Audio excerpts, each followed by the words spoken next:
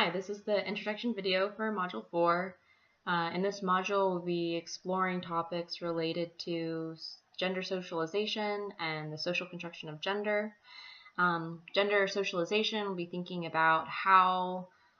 adults often socialize their children to be more masculine or feminine, and how often the things that are considered feminine are devalued or valued less than the things that are considered masculine. So, and a lot of the examples from that the lecture provides, and I believe chapter 6 from Lectures of Psychology of Women, just talking about how it's more acceptable for girls to be playing with or doing more masculine activities, but whenever a boy plays with a doll, for example, a lot of us say, like, oh my God, what's the problem here? And become more concerned. So essentially sending the message that things that are more feminine or things that women tend to do are less valued or less okay. But it's not as alarming whenever a girl, plays with Tonka trucks.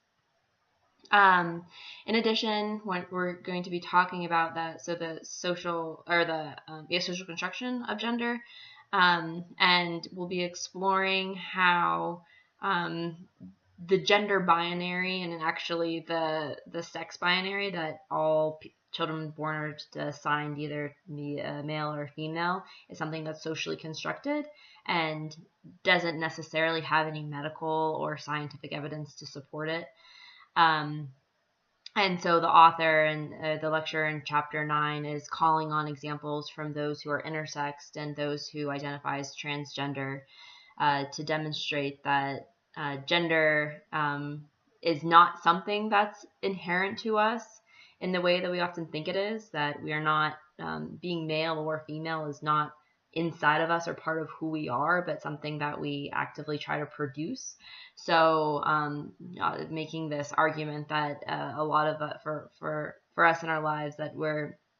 in being male or female or identifying as male or female, often are like putting on a show or acting,